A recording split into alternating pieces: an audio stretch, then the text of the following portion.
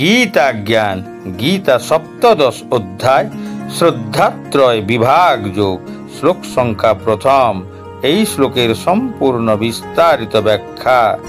অর্জুন বাচ, যে শাস্ত্র বিধিমুৎসৃজ্য যজন্তে শ্রদ্ধয়ান্বিতা তেষাং নিষ্ঠা তু কা কৃষ্ণ সত্ত্বমাহো রজস্তমঃ।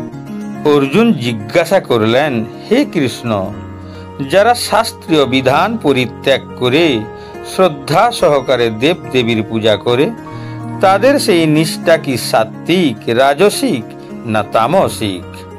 চতুর্থ অধ্যায়ের 39তম শ্লোকে বলা হয়েছে যে কোনো বিশেষ ধরনের আরাধনার প্রতি শ্রদ্ধাবান হলে কালক্রমে জ্ঞান লাভ হয় এবং পরাশান্তি ও সমৃদ্ধির পরম সিদ্ধি লাভ করা যায়।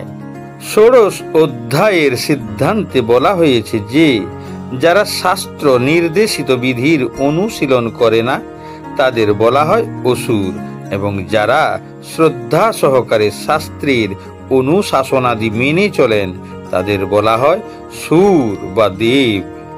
এখন প্রশ্ন হচ্ছে, কেউ যদি শ্রদ্ধা সহকারে কোনো নীতির অনুশীলন করে যার উল্লেখ শাস্ত্রে নেই, তার কি অবস্থা?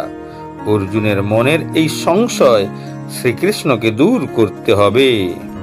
যারা একজন মানুষকে বেছে নিয়ে তার উপর বিশ্বাস অর্পণ করে এক ধরনের ভগবান তৈরি করে নেয়, তারা কি শতগুণ, রজগুণ কিংবা তমগুণের বশবর্তী হয়ে আরাধনা করতে থাকে? ওই ধরনের লোকেরা কি জীবনের সিদ্ধি লাভের পর্যায়ে উপনীত হয়? তাদের পক্ষে কি যথার্থ জ্ঞান লাভ করে পরম সিদ্ধির স্তরে উন্নীত হওয়া সম্ভব? যারা শাস্ত্রবিধির অনুশীলন করে না কিন্তু শ্রদ্ধা সহকারে বিভিন্ন দেবদেবীর ও মানুষের পূজা করে, তারা কি তাদের প্রচেষ্টায় সাফল্যমণ্ডিত হতে পারে? অর্জুন শ্রীকৃষ্ণকে এই সমস্ত প্রশ্ন জিজ্ঞাসা করেন।